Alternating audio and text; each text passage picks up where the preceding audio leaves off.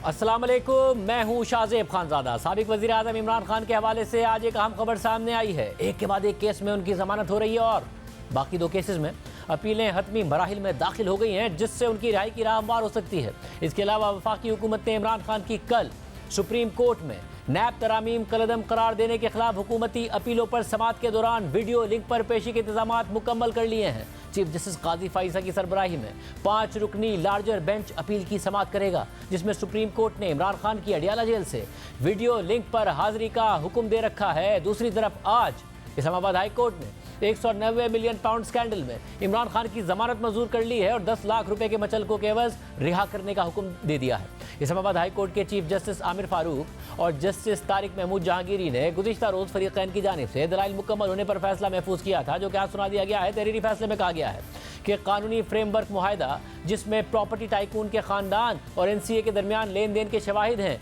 वो रिकॉर्ड पर नहीं है, लेकिन हुकूमत पाकिस्तान से डीड ऑफ कॉन्फिडेंशियलिटी 6 नवंबर 2019 को हो गई, मगर उसकी मंजूरी 3 दिसंबर 2019 को ली गई, जिसमें लेन देन की पुरानी तारीखों से मंजूरी शामिल नहीं है।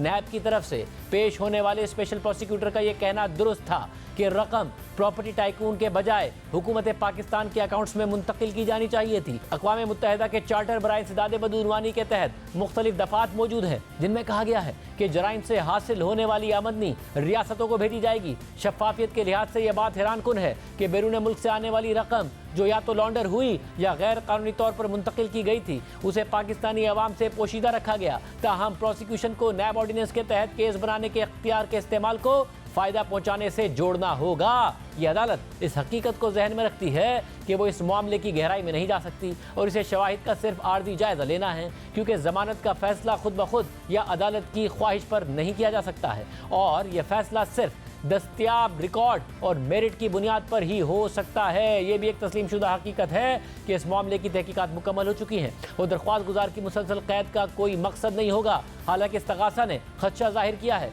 कि दरख्वास्त गुजार सियासी शख्स होने की वजह से रिकॉर्ड के साथ गड़बड़ कर सकता है या मुकदमे पर असरअंदाज हो सकता है। ताहम रिकॉर्ड पर ऐसी कोई चीज़ नहीं है जो इस अंदेशे का जवाब बन सके। यह बताना बेहतर होगा कि ऊपर दिए गए मुशाहिदात आर्जी नौयत के हैं और दरख्वास्त गुजार के खिलाफ रेफरेंस का फैसला करते वक्त ट्रायल कोर्ट को किसी भी तरह से मुतासिर नहीं करेंगे।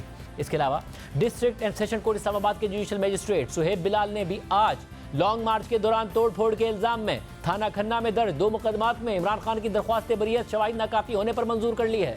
इमरान खान पर लॉन्ग मार्च करने और दफ़ा 144 की खिलाफ वर्जी करने पर 2022 में मुकदमा दर्ज हुआ था, जिसमें आज उनकी बरियत हो गई है। इससे पहले तोशाखाना केस में 1 अप्रैल को इस्लामाबाद हाई कोर्ट के चीफ जस्टिस आमिर फारूक और जस्टिस मियां गुल हसन औरंगजेब पर मुश्तमिल बेंच इमरान खान की सज़ा मुअत्तल कर चुका है, लेकिन बरियत और जमानत के इन अहकामात के बावजूद इमरान खान अडियाला जेल में ही रहेंगे, क्योंकि वो साइफर और इद्दत केस में सज़ा मुअत्तली तक रिहा नहीं हो सकते हैं। साइफर केस में सज़ा के खिलाफ इमरान खान की अपील पर समाअत अब हतमी मरहले में दाखिल हो गई है। आज इस्लामाबाद हाई कोर्ट के चीफ जस्टिस आमिर फारूक और जस्टिस मियां गुल हसन औरंगजेब पर मुश्तमिल बेंच ने इस केस की समाअत करना थी, जिसमें FIA के प्रोसिक्यूटर ने अपने दलाइल मुकम्मल करना थे, जिसके बाद इमरान खान के वकील ने जवाबी दलाइल देने थे। लेकिन आज इस्लामाबाद हाई कोर्ट के चीफ जस्टिस आमिर फारूक की कॉज लिस्ट मनसूख होने की वजह से इस केस की समाअत नहीं हो सकी है। दूसरी तरफ district and session court Islamabad में दौरान इद्दत निकाह केस में सजा के खिलाफ इमरान खान और बुशरा बीबी की अपीलें भी हतमी मरहले में हैं, जिनकी अगली समाअत 23 मई को होगी। अब एक तरफ जहां इमरान खान के खिलाफ अहम केसेस मंतकी अंजाम की तरफ बढ़ रहे हैं, वहीं PTI पर सियासी दबाव में भी इजाफा होता जा रहा है। नून लीग और ISPR के बाद अब पीपल्स पार्टी ने भी अपनी तनकीद का रुख तहरीक इंसाफ की तरफ कर दिया है। पीपल्स पार्टी अब तक बहुत से मामलात पर खामोश थी, मगर आज कौमी असम्बली में बिलावल भुट्टो ज़रदारी ने खुद तहरीक इंसाफ पर सख्त तनकीद की है और कहा है कि अगर ये 9 मई की माफ़ी नहीं मांगने पर तैयार रहे तो फिर उनको भुगतना पड़ेगा। ये खुल्लम खुल्ला दहशतगर्दी है, यह एहतजाज नहीं बल्कि हुकूमत और फौजी क़यादत के खिलाफ बगावत थी जो नाकाम रही। मई 9 जैसा संगीन वाकया को मजम्मत करने के लिए तैयार नहीं। अपना जो मिलिटेंट विंग इस मई 9 में इन्वॉल्व था, उनका मजम्मत करने के लिए तैयार नहीं, उनसे डिस्टेंस करने के लिए तैयार नहीं, तौबा करने के लिए तैयार नहीं। अगर ये मई 9 का माफी मांगने के लिए तैयार नहीं है तो फिर इनका रोना धोना जारी रहेगा, इनको भुगतना पड़ेगा। जो उनका मिलिटेंट विंग है उनसे उनको दूर होना चाहिए। उनमें से कुछ गंदे अंडे होंगे जो इस किस्म का साजिश में मुलव्विस थे। अगर वो ये करने करने के लिए तैयार नहीं है, तो फिर वो ये कह रहे हैं जनाब स्पीकर के ये सारे के सारे गंदे अंडे ही है। ये खुलम खुला दहशतगर्दी है। ये एक कू था जनाब स्पीकर, एक कू, ना सिर्फ हुकूमत वक्त के खिलाफ मगर फौजी क़यादत के खिलाफ एक कू अटेम्प्ट था और नाकाम रहा। बिलावल भुट्टो जरदारी ने यह भी कहा कि तहरीक इंसाफ को बात सिर्फ एस्टैब्लिशमेंट से करनी है और उन्हीं के पांव पकड़े हुए हैं। बात एक करते हैं मगर सियासत उनका कुछ और है। बात अगर करना है जनाब स्पीकर तो सिर्फ हमारा अफवाज से, बात अगर करना है जनाब स्पीकर तो सिर्फ हमारा एस्टैब्लिशमेंट से। पांव किसी का पकड़ा हुआ है जनाब स्पीकर, तो उन्हीं का पांव पकड़े हुए हैं। बात एक करते हैं, सियासत एक चमकाते हैं। सियासतदानों को तो इनकार कर रहे हैं, आपसे बात नहीं करते। वो जानते हैं कि किसका पांव पकड़ना पड़ेगा। कायदे हिज़्ब इख्तिलाफ लेक्चर दे रहा था आइन पे और आइन का बालादस्ती पे कि सियासत में मुदाखलत ना करो, उन्हीं को तो वो पांव पकड़ के जबरदस्ती मुदाखलत करवा रहे हैं जनाब स्पीकर। बिलावल भुट्टो जरदारी ने वज़ीर आला खैबर पख्तूनख्वा यमीन गंडापुर को ड्रामेबाज और तोहफा करार देते हुए कहा कि हकीकत कुछ और है और वो दिखाते कुछ और हैं। उन्हें वज़ीर आला किसी और ने बनाया है। इसके अलावा आज मौलाना फजलुर रहमान ने भी मीडिया से बात की है और 3 मुतालबात सामने रखते हुए कहा कि हुकूमत मुस्ताफ़ी हो जाए, इलेक्शन दोबारा हो और फौज इलेक्शन से दूर रहे। जो हमारे मुतालबे हैं, असरनो इलेक्शन, हुकूमत मुस्ताफ़ी हो जाए और फौज इलेक्शन से दूर रहे। किसी एजेंसी का इलेक्शन से कोई ताल्लुक नहीं होगा। इलेक्शन को इतना बदनाम कर दिया है कि इसको इलेक्शन कहना ही ना जायज़। पूरी सूरत हाल पर बात करेंगे। हमारे साथ मौजूद हैं सीनियर साहब बड़ाई साहब बहुत शुक्रिया हमें शो में ज्वाइन करने के लिए। ज़ाहिर है फौज और इमरान खान आमने सामने नज़र आ रहे थे, बयानात हो, प्रेस कॉन्फ्रेंस हो पीटीआई की तरफ से और फिर आईएसपीआर की तरफ से, फिर नून लीग और अब पीपल्स पार्टी खामोश थी इस सारे मामले में। इनफैक्ट इलेक्शन के बाद तो इस ख्वाहिश का इजहार किया कि आप हुकूमत बनाइए, मैंडेट के एहतराम की बात की। आज दहशतगर्द जमात, पाँव पकड़ना, सख्त तनकीद, 9 मई पर माफ़ी। आपको लग रहा है कि मुश्किलात में इजाफा होने जा रहा है तहरीक इंसाफ की, यहाँ दूसरी तरफ ज़्यादा प्रेशर फील हो रहा है? देखिए शाहजेब साहब, जिस तरफ हम जा रहे हैं इसे किसी तरह भी मुल्क के लिए खुश आइंद नहीं कहा जा सकता, क्योंकि या तो हो कि लड़कर कोई मामला तय हो जाए, लड़कर कभी मामला तय नहीं हुए। बात तो होनी चाहिए थी मफाहमत की, लेकिन बदकिस्मती है कि ना पीटीआई को ये समझ आ रही है कि मुल्क के अंदर मफाहमत से ही चीज़ें आगे बढ़ सकती हैं। कभी दुनिया में आप वायलेंस से पुरअमन जमहूरी निज़ाम कायम नहीं कर सकते। ये उनकी गलत फहमी है कि वो कोई बगावत करके या इनकलाब ला कर तब्दीली ले आएंगे। उसकी क्या वजह है कि पाकिस्तान जैसे तीसरी दुनिया के मुल्क में यहाँ फ़ौज बड़ी मजबूत है और हमने कोई ऐसी मिसाल अभी तक पाकिस्तान की तारीख़ में नहीं देखी कि कोई सियासी जमात इस तरह का इनकलाब जो है वो ले आए। अब दूसरी तरफ जो हुकूमत में बैठे लोग हैं उन्होंने पहले कोशिश की कि हम जो है ये इस मफाहमत की तरफ चलें और पीपल्स पार्टी भी पहले खामोश रही, लेकिन जब उनकी बाकायदा इंसल्ट हो रही थी कि भाई हमने आपसे बात ही नहीं करनी, तो फिर जाहिर है वो उनका भी एक सियासी मौक़िफ़ है। तो मेरी तो सब लोगों से ये रिक्वेस्ट है, चाहे वो मुक़्तदरा हो चाहे वो हो, देखें लड़ कर भी क्या आखिरकार क्या वैसे मगर एक उम्मीद जो आप कह रहे हैं कि गलतफहमी है तहरीक इंसाफ की, उन्हें लगता है कि उनकी जो अजम्पशन है या जो इस वक्त असेसमेंट है वो दुरुस्त है, क्योंकि वो कहते हैं कि जी जो अदलिया है वहाँ से जो आवाज़ें उठ रही हैं वो एक रिलीफ का बाइस बनेंगी। इमरान खान साहब बाहर आएंगे और यहीं से रास्ता निकलेगा, बात करनी पड़ेगी, डील इमरान खान साहब को नहीं चाहिए। देखिए गुजारिश ये है कि पाकिस्तान जैसे मुल्क में ये तसव्वुर करना कि हमारी एस्टेब्लिशमेंट के ख़िलाफ़ सारा कुछ हो जाएगा, ये मुझे नामुमकिनात लगता है। उसकी क्या वजह है? उसकी वजह यह है कि पाकिस्तान का ये सेटअप ऐसा है कि आपको मोहतरमा बेनज़ीर भुट्टो ने 10 लाख का जुलूस निकाला था 10 अप्रैल को, 20 लाख भी लोग कहते हैं, चले 10 लाख कर लें सवाल। और वो कैंट से गुज़र के गई थी और उन्होंने जाके मीनार पाकिस्तान यही कहा था कि मैं अगर चाहती तो आज कैंट में या गवर्नर हाउस पर कब्ज़ा कर लेती या लोगों को कहती कि आप चले जाएं, लेकिन ये रास्ता ठीक नहीं है। उन्हें भी पता था कि ये रास्ता काबिल कबूल नहीं है। इसी तरह जो सियासी जमातें, जमहूरी जमातें हैं, तहरीक इंसाफ बहुत पॉपुलर है, बहुत लोगों की उसकी हमायत है, लेकिन ये ख्याल करना कि हम इनकलाब के ज़रिए या हम ज़बरदस्ती से इक़्तिदार में आ जाएंगे, ये मेरा ख्याल है कि ये ख्याल ख़ाम है और इसकी तरफ जाना नहीं चाहिए। जमहूरी जद्दोजहद करनी चाहिए। सवाल ये है कि दुनिया भर में जहाँ भी जमहूरियत है वहाँ फ़ौज भी है, फ़ौज आर्डर लाती है, फिर जमहूरियत होती है। दूसरी बात यह है कि अगर आप सियासी जमातें आपस में बात नहीं करेंगी तो क्या मुस्तकबिल का जो मौरख है वो इन तीनों बड़ों को, यानी नवाज़ शरीफ को, जरदारी को और इमरान खान जो है, इनका गिरबान नहीं पकड़ेगा कि आपने जबकि मुल्क में मफाहमत की ज़रूरत थी, आपको इकट्ठे बैठने की ज़रूरत थी, आप इकट्ठे बैठेंगे तो फ़ौज पीछे हटेगी। आप तो तीनों आपस में लड़ के दरअसल फ़ौज को ये मौका दे रहे हैं कि आप ज़्यादा से ज़्यादा मुदाखलत करें। तो मैं तो समझता हूँ कि सियासी जो है आकबतदा अंदेशी की जो मिसाल है वो हमारे सामने है। वैसे एक तरफ दुनिया में इमरान खान साहब तो ये कहते हैं कि मैं इनसे क्या बात करूं, ये तो कठपुतली हैं, बात उनसे करें जो इनको लेकर आए हैं। अब आप ये कह रहे हैं कि जो बिलावल भुट्टो जरदारी का एक नरम रवैया था या फिर नून लीग की तरफ से भी बात की गई, उस पर उस मौके को इस्तेमाल करना चाहिए था इमरान खान साहब को और आगे बढ़ना चाहिए था, क्योंकि पीटीआई में ये सोच है कि इन्होंने हमारा मैंडेट चुराया। इसके अलावा हमारा तो मैंडेट ही इसलिए है क्योंकि इनके खिलाफ है लोग, इनसे हम हाथ मिलाएंगे या बात करेंगे तो हमारे लोग नाराज हो जाएंगे। देखिए ये भी खामे ख्याल है। बेनज़ीर भुट्टो जो है और नवाज़ शरीफ ने आपस में चार्टर ऑफ डेमोक्रेसी किया, इकट्ठे किया, और उसके बाद बेनज़ीर भुट्टो की मुसलसल हुकूमत आती रही। अब भी वो पीपल्स पार्टी जीती है सिंध से, नून लीग जो है वो भी अपनी सीटें जीतती रही है।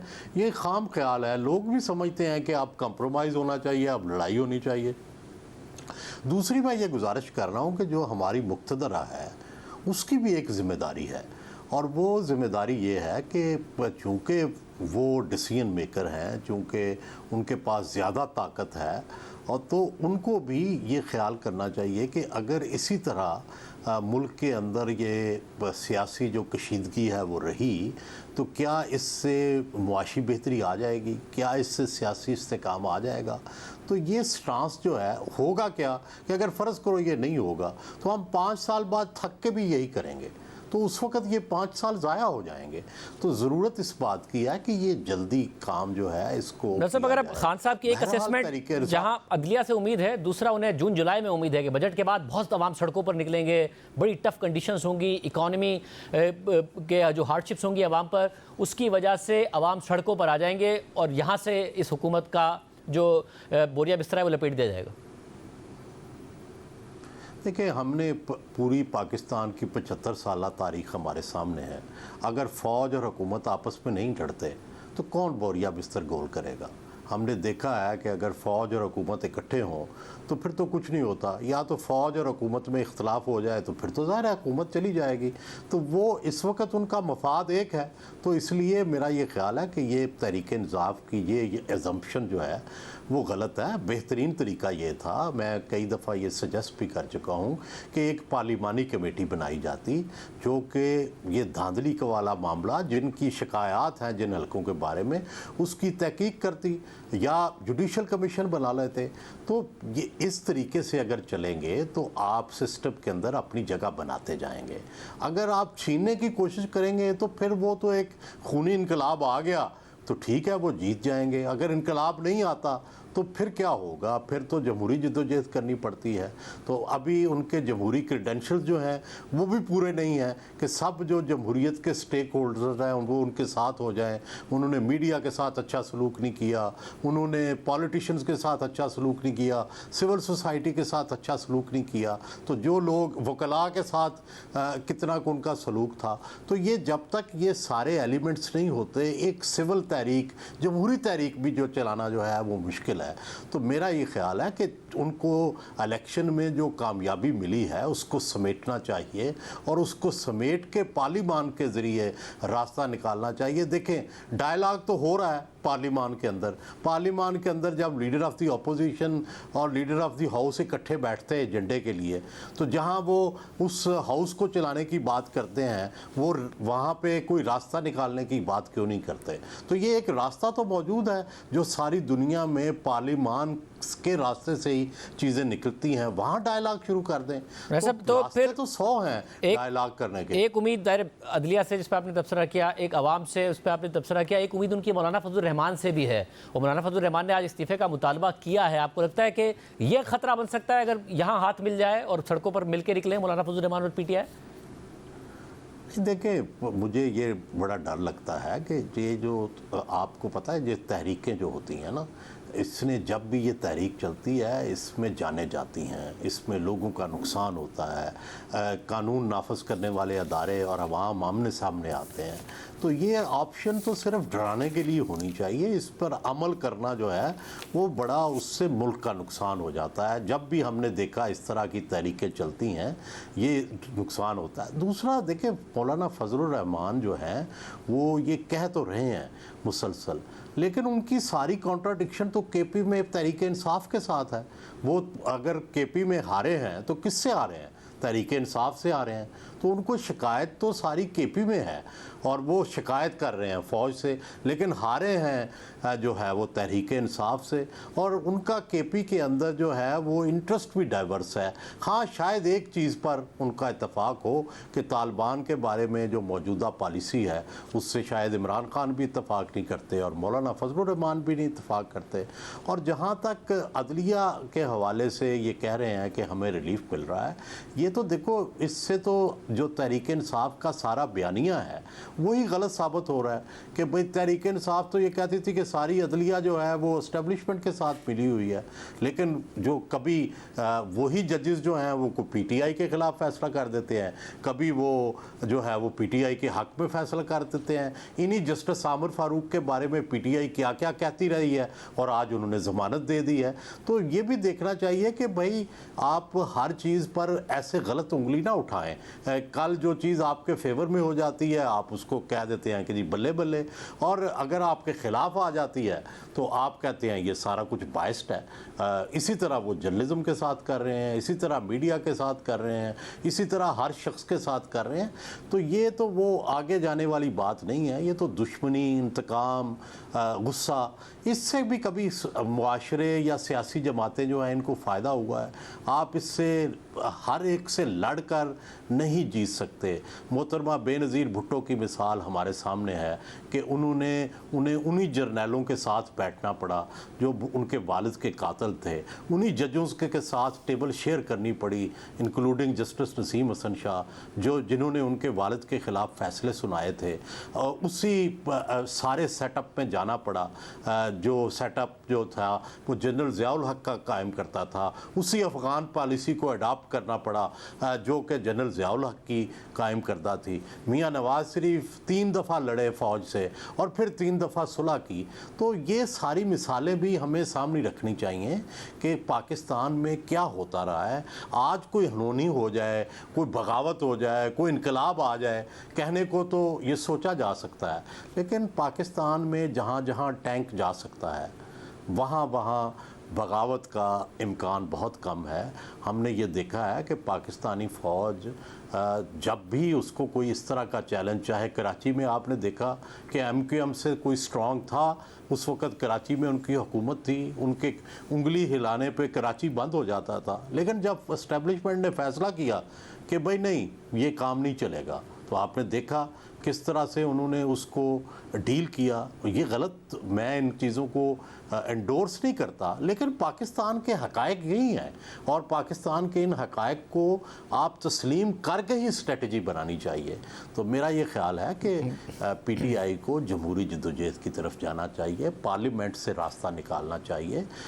ये जो मई, जून, जुलाई में अवामी उभार है और ये जो तरीक़ा है, इससे बड़ा नुकसान होगा मुल्क का और इसमें लोगों की जानें जाएंगी, इसमें पता नहीं क्या क्या होगा।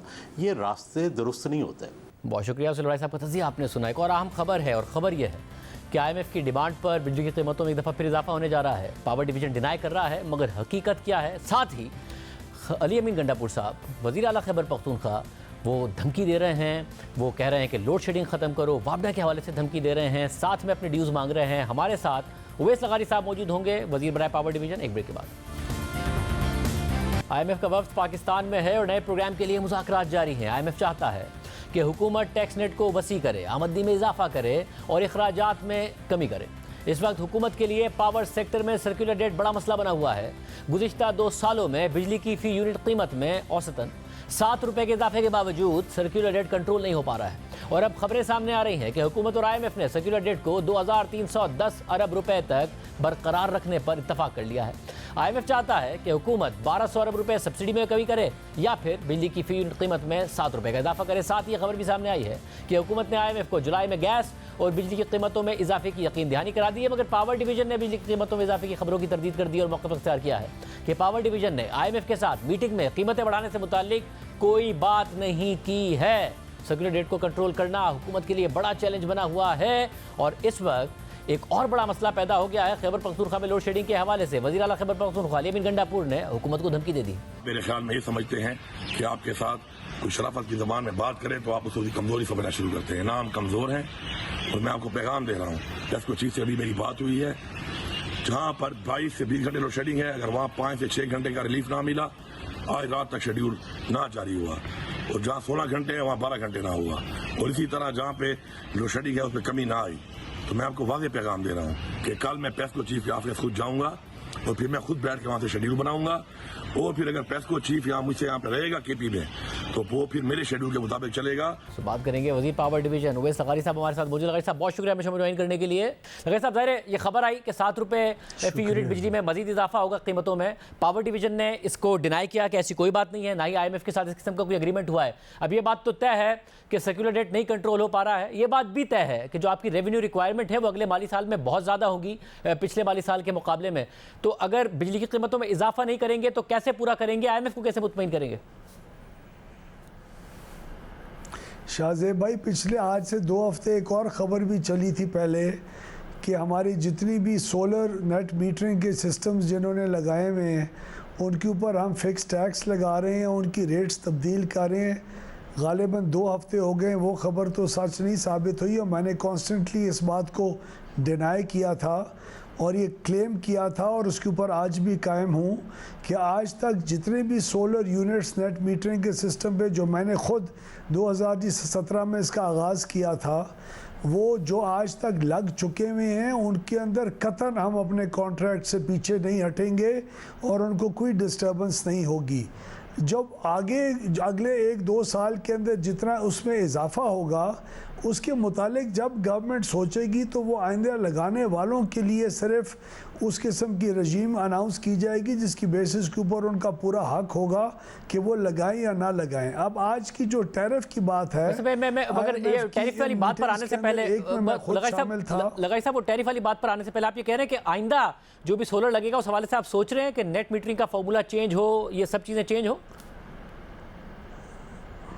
सर देखें, जिनके साथ हमने कॉन्ट्रैक्ट साइन कर चुके हैं जो आजकल भी लगा रहे हैं इन रेटों के मुताबिक उनको कोई छेड़खानी नहीं होगी।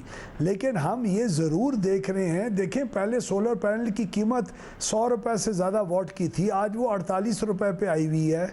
हम ये ज़रूर इंश्योर करेंगे जो आज जो इन्वेस्टर इन्वेस्ट करेगा कल या परसों, उसके अपनी 2-3 साल के अंदर पैसे पूरे हो जाएं जिस तरह हमेशा हुआ करते थे।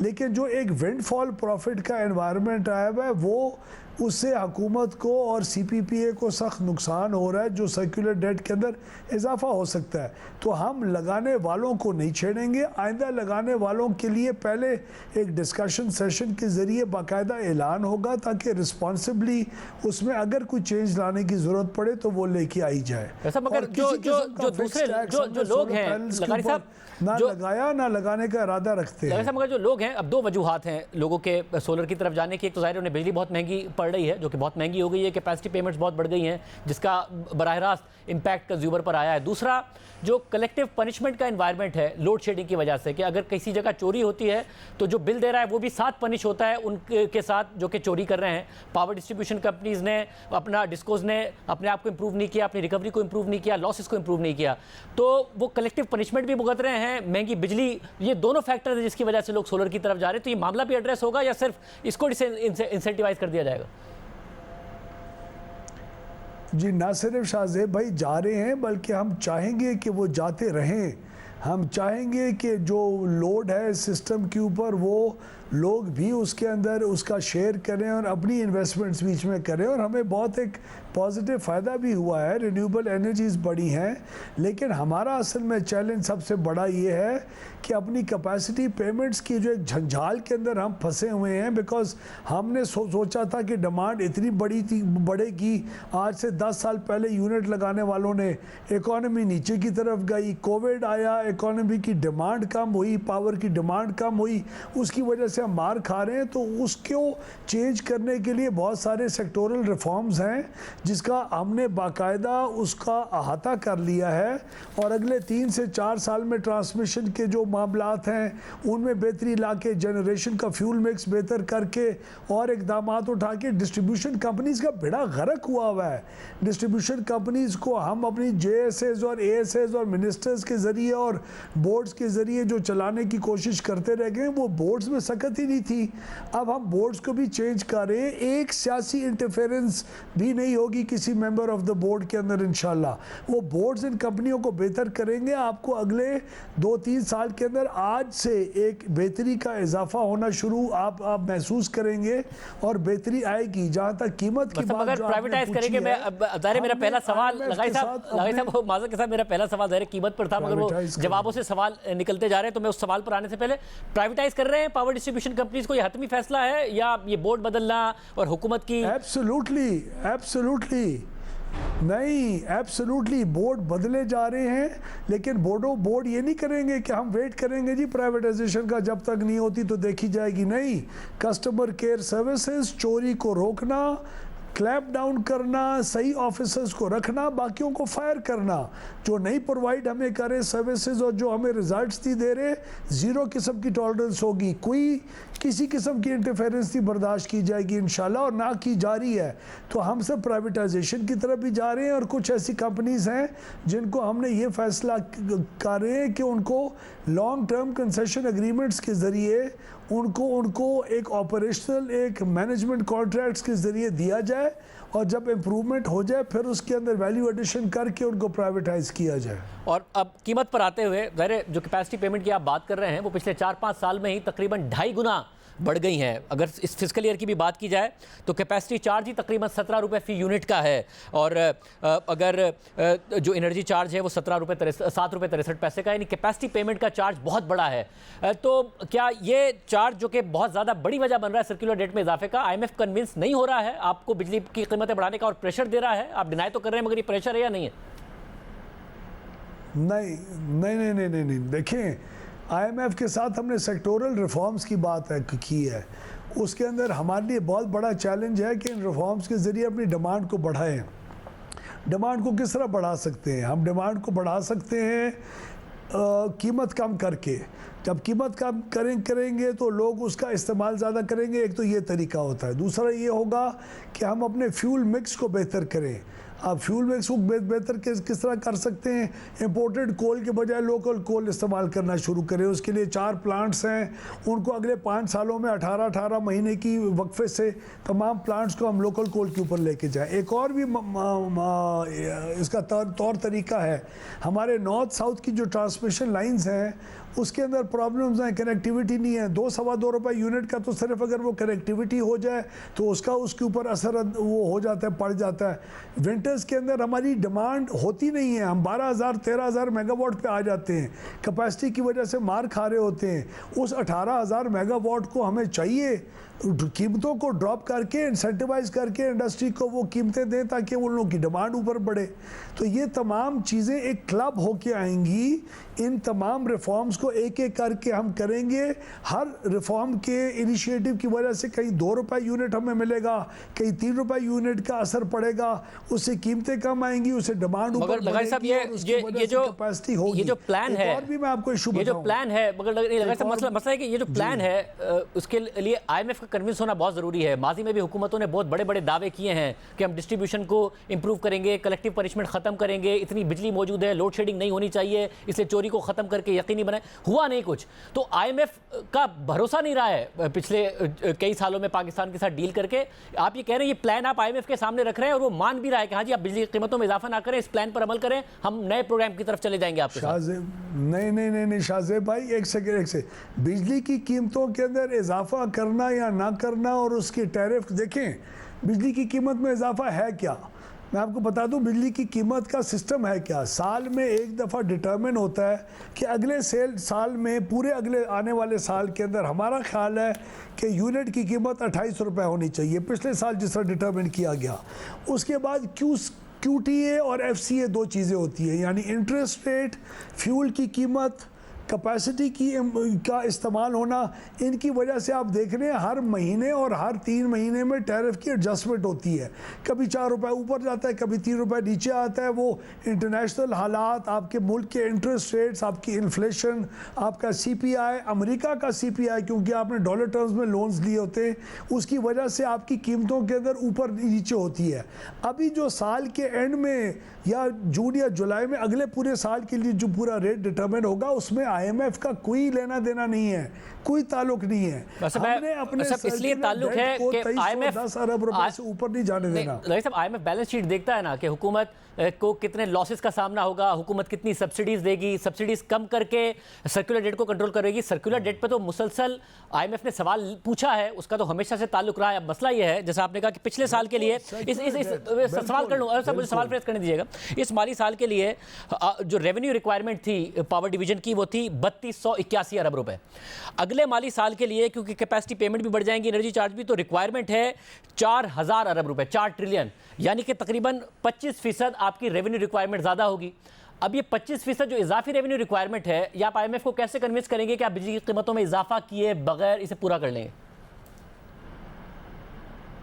सिर्फ 3281 अरब रुपए की रिक्वायरमेंट को मत देखिए आप। इस 4281 अरब या जो भी आपने फिगर दी है, ये एक रिसर्च फर्म का एस्टीमेट है, आपका अगर अलग है तो बताइएगा। जी दुरुस्त फरमा रहे हैं, बिल्कुल दुरुस्त फरमा रहे हैं आप। आपकी रिसर्च भी बहुत हाई क्वालिटी की है। मैं आपको ये अर्ज़ कर रहा हूँ कि जितनी भी हमारा IMF के साथ या अपने आप के साथ जो मुआहदा है और होना चाहिए, वो ये है कि हम सर्कुलर डेट को 2310 अरब रुपए से ऊपर ना जाने दें। इसको हमने सर्कुलर डेट में इजाफा नहीं करने देना, वो नेट ज़ीरो के ऊपर रखना है। उसके ऊपर ना सिर्फ हम IMF बल्कि अपने आप के साथ भी कमिटेड है। उसके लिए अब रेट्स की क्या होगा, इंटरेस्ट रेट्स क्या अगले साल एक्चुअली फिगर आउट करेंगे, क्या नहीं होंगे, उसके लिए हर साल के शुरू में एक कीमत का तयन किया जाता है अगले साल के लिए। उस कीमत के तयन के अंदर 6-7 सिनारियो पेंट किए जाते हैं। वो 6-7 सिनारियो जो हैं वो CPPA नेपरा को देती है और वो नेपरा उसकी बेसिस के ऊपर एक डिटर्मिनेशन जुलाई के अंदर देता है जो 1 जुलाई को आएगी। हम उन बेसिस के ऊपर कर रहे हैं, लेकिन आप प्लीज़ इस बात के ऊपर भी अल्हम्दुलिल्लाह हमें बड़ा अपने आप के ऊपर कॉन्फिडेंस है कि पहली दफ़ा शाहजेब साहब आप कह रहे हैं IMF क्यों मान रहा है आपकी बात, इस दफ़ा क्यों मान जाए, हर दफ़ा प्लान्स होते हैं। इस दफ़ा प्लान्स को हमने साबित करना शुरू कर दी है। जो स्टेप्स इस वक्त पिछले 2 महीने के अंदर शहबाज शरीफ ने पावर सेक्टर रिफॉर्म्स के सिलसिले में अपनी मीटिंग्स के ज़रिए फ़ैसले कर चुके हुए हैं। अब कल परसों आप देखेंगे इंडस्ट्रियल जो रेट्स हैं बिजली के, उसके ऊपर भी गौर किया जा रहा है कि इंडस्ट्रियल रेट्स को रिवाइज किया जाए ताकि डिमांड ऊपर बढ़े। डिमांड बढ़ेगी तो कैपेसिटी पेमेंट्स का जो हिस्सा है वो कम कर दीजिएगा, क्योंकि इंडस्ट्री की तो डिमांड है। बहुत प्रोफेशनली हम आगे लेके जा रहे हैं। इंडस्ट्री तो कंसेशन डिमांड कर रही है टैरिफ पर, मगर खबर यही है कि IMF ये भी नहीं मान रहा है कि जी आप कोई कंसेशन दें इंडस्ट्री को। आप ये कह रहे कंसीडर कर रहे हैं कि इंडस्ट्री के लिए कंसेशन हो? as long as आप कोई ज़्यादा जी सब्सिडीज़ ना, उसके ऊपर सब्सिडी के अमाउंट अपनी ना बढ़ाए। अगर हमने अपने ही सेक्टर के अंदर एफिशिएंसीज ला के और उसको ट्रांसलेट किया इनटू सम कंसेशंस एग्रीकल्चर के लिए या इंडस्ट्रियलिस्ट के लिए, अपने कंज्यूमर के लिए, तो वो एक बहुत हेल्दी और अच्छा तौर तरीका है। वो हमने खुद अर्न किया होगा वो जितना भी हम लोगों को रिलीफ दे रहे होंगे। और क्या सब्सिडी कम करने के लिए भी दबाव है या कम की जाएगी? क्योंकि अभी भी आईपीपीएस को जो अदायगी का हुजूम है वो तकरीबन 1800 अरब रुपए पर पहुंच चुका है। आप कहते रहे कि हम इंप्रूवमेंट ला रहे हैं, आईपीपीएस तो अभी भी कह रहे हैं उनको पैसे नहीं मिल रहे हैं। पैसे दिए जा रहे नहीं, तकरीबन 87% तो उनकी पेमेंट्स हो रही हैं। कई आईपीपीज को तकरीबन हमने एक रफली 87% पे रखा हुआ है, लेकिन इसका कॉन्फिडेंस साथ साथ इंक्रीज़ होता जा रहा है और हालात बेहतरी की तरफ जा रहे हैं। पर साहब मुझे साथ में ये भी बताइएगा कि एक स्कैंडल है और वो है कोल के हवाले से। आपके आने से पहले जब गुज़िश्ता हुकूमत थी और पीडीएम ही की हुकूमत थी कि जो साहिवाल पावर प्लांट है, उस कोल पावर प्लांट, उसमें बाकायदा तौर पर महंगा कोल ख़रीदा गया। दो जो सप्लायर्स थे उन्हें बेनिफिट किया गया, जिसकी वजह से जो बिजली थी वो तकरीबन 28 से 30 रुपये फ़ी यूनिट बनी, हालांकि उसे 18 से 19 रुपये फ़ी यूनिट बनना चाहिए था। फिर बाकायदा तौर पर स्पॉट बाइंग लाई गई, दूसरे सप्लायर्स आए जब इस बात को देखा गया और वो 28 से 29 रुपए की बजाय 18 से 19 रुपए के दरमियान आ गई। मगर फिर जो नए सप्लायर्स थे उन्हें किसी भी तरीके से पिनलाइज करके डिस्क्वालीफाई किया गया। वो जो पुराने सप्लायर्स थे उन्हीं को लाया गया और एक बहुत बड़ा स्कैम है कि अरबों रुपए का, तकरीबन 40 से 50 अरब रुपए का नुकसान पहुंचाया गया। आउटगोइंग केयर टेकर जो एनर्जी मिनिस्टर थे वो बाकायदा तौर पर इसकी इन्वेस्टिगेशन कर रहे थे, एक लिख के भी गए खत। नेपरा के भी एक्स ऑफिशियल्स कह रहे हैं कि बहुत बड़ा स्कैम है। आप किस तरीके से देख रहे हैं इसको कि कोल की प्रोक्योरमेंट में साहिवाल पावर प्लांट में इतना बड़ा स्कैम हुआ है? जब मैं इस मिनिस्ट्री में आया तो ये इशू मैंने उसको कन्फ्रंट किया और ये मैंने प्राइम मिनिस्टर साहब के दफ्तर के अंदर भेज के इसके ऊपर स्पेशल एक हाई पावर्ड इन्वेस्टिगेशन टीम बनाने की दरख्वास्त की और अल्हम्दुलिल्लाह उसकी जो इंक्वायरी कमेटी है उसका बाकायदा नोटिफिकेशन इशू हो चुका हुआ है मुकम्मल टर्म्स ऑफ रेफरेंस के साथ। उसमें finance minister, defence minister, petroleum minister और बहुत सारे सीनियर ऑफिशियल्स भी शामिल हैं। उसका नोटिफिकेशन हो चुका है और उसका रिज़ल्ट जल्दी प्राइम मिनिस्टर साहब को ये कमेटी पेश ज़रूर करेगी। हम बहुत एक हाई लेवल के ऊपर इसकी एक इंक्वायरी करके बहुत बारीक बीनी से देख रहे हैं और अगर ये चीज़ साबित हो गई तो किसी को नहीं बख्शा जाएगा, चाहे वो जो मर्जी हो। साहब, और क्योंकि पहले केयरटेकर ने जो एनर्जी मिनिस्टर थे उन्होंने की थी इन्वेस्टिगेशन, मार्च 15 तक उन्होंने रिकमेंडेशंस मांगी थी, रिपोर्ट मांगी थी, मगर वो शेल भी हो गया, कहा गया। मगर आप कह रहे हैं नए सिरे से बाकायदा मेरिट पर इन्वेस्टिगेशन हो रही है? शेल का मुझे पता नहीं, हमने तो और भी मजीद उसको इंशाल्लाह जी रॉकेट स्पीड लगाई है और इसको बहुत हाई लेवल के ऊपर इन्वेस्टिगेशन को ले गए। अच्छा, एक और किसी किस्म का असरअंदाज ना हो सके किसी भी लेवल पे नीचे। एक और मसला खैबर पख्तूनख्वा का है। जो वहाँ के चीफ मिनिस्टर हैं वो कह रहे हैं कि जी लोड शेडिंग गैर एलानिया हो रही है, उसे ख़त्म किया जाए, अवाम के मसले का हल निकाला जाए और हमें चोर ना कहा जाए। हमारे अपने 1510 अरब रुपए हैं जो कि पन बिजली की मद में देने हैं, वो हमें दिए जाएँ। देखिए जी, चोर तो कहना किसी की ज़रूरत नहीं है किसी को जी। अखलाकी तौर के ऊपर तो हम तो नहीं कह सकते, इस किस्म की ज़बान नहीं इस्तेमाल कर सके, लेकिन ये तो हकीकत है कि 3 सूबों के अंदर जहाँ 750 अरब रुपए वसूल होता है वहाँ 425 अरब रुपए गुम भी होता है। तो 425 अरब रुपए गुम को सिर्फ महज सियासी स्टेटमेंट्स की भेंट चढ़ा के हमने तो नहीं रुकना, हमने तो पीछे पड़े रहना है। और अगर जहाँ हमें 7 रुपये आ रहा होगा और 4 रुपये नहीं आ रहा होगा, वहाँ जो नुकसान हो रहा है वो नुकसान कर करके अपने मुल्क का बेड़ा तो नहीं गर्क करना। तो हमने तो तमाम सूबों के चीफ मिनिस्टर से और पंजाब की चीफ मिनिस्टर ने तो खुद इनिशिएटिव लेके मेहरबानी करके हमें हेल्प करना शुरू की। सिंध और बलूचिस्तान से भी हमारी बहुत पॉजिटिव इसके ऊपर स्टेप्स उठाए जा चुके हुए। परसों तो अली अमीन गंडापुर साहब ने खुद मुझे फ़ोन करके कहा था कि मैं इंशाल्लाह पूरी कोशिश करूँगा कि आप लोगों को हेल्प करूँ। तो कभी कभी ये स्टेटमेंट्स इस किस्म की उनकी आ जाती है। अल्लाह करे हम रिस्पॉन्सिबली जो बिजली चोरी है और रिकवरी है उसके ऊपर फोकस करके रहें और उनको भी चाहिए इंशाल्लाह। मुझे पूरी उम्मीद है कि वो एक एहसास ज़िम्मेवारी के साथ इस अपने फ़र्ज़ को निभाएंगे इंशाअल्लाह। अच्छा, ये बड़ी अहम बात है क्योंकि जो पावर थेफ्ट का मसला है तो वो तो जब पीटीआई की हुकूमत थी उस वक्त भी यही रिपोर्ट्स आती थी, खैबर पख्तूनख्वा में बिजली चोरी की, बलूचिस्तान में बिजली चोरी की, सिंध में, पंजाब में, वही जो रिपोर्ट्स हैं उसी की कंटिन्यूटी है। अब आप कह रहे हैं कि सियासी स्टेटमेंट ना दें और वो आपसे कमिट भी कर रहे हैं, जब प्राइवेटली बात करते हैं कि जी वो कोऑपरेट करेंगे, तो आप जो उनका लोड शेडिंग का मसला उसको कैसे एड्रेस करेंगे? अगर ये उसी सूरत में होगा कि वो कोऑपरेट करें चोरी कम करने में, फिर लोड शेडिंग कम होगी? शाहजेब भाई